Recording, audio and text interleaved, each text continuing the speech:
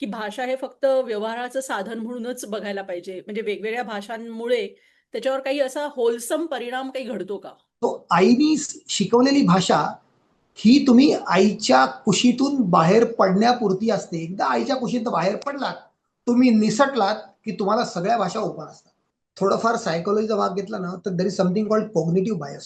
So हं. आपला बोध बायस होतो. मराठी आणि मराठीचाच हेका ठेवला मी. पुष्कळशा माध्यमांमधून, दुसऱ्या भाषांमधून उत्तम प्रकारचं साहित्य वाहवत जात असतं. पण त्याशिवाय पण बरेचसे परिमाण असतात, जिथे मराठी अतिशय कमी पडते.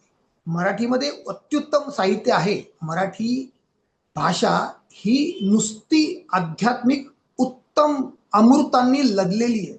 कालपेक्षा मी आज चांगला पाहिजे. हे इन्क्रिमेंटल इम्प्रूव्हमेंट जर का त्याची वृत्ती आहे, तर अशा माणसांनी कधीही निवृत्त होऊ नये. पण अमेरिकेमध्ये बाकीचे लोकं येऊन सामावलेत. जरी त्यांनी इंग्रजी वापरली आहे, तरी सुद्धा त्यांनी सामावत गेले. म्हणजे त्यांना भरपूर संस्कृती सगळी आयती मिळाली आहे आणि इंग्लंडमधला माणूस जो आहे, तर तो आजचा अमेरिकन आणि आजचा एक इंग्रज ह्यांच्यामध्ये तुला काय फरक जाणवतो ह्याच्यामुळे घडलेला, की अशा ज्या विविध भाषा किंवा संस्कृती ह्यांच्यामुळे? Growth mindset. प्रत्येकाचं विश्व, प्रत्येकाचं ब्रह्मांड वेगळं आहे. ते तुम्हाला नक्की करायचं तुम्ही ब्रह्मांडात एकाच ब्रह्मांडात राहून तुम्ही जगून राहणार आहात किंवा सगळी व्याप्ती अनुभवायला निघून पडणार आहात.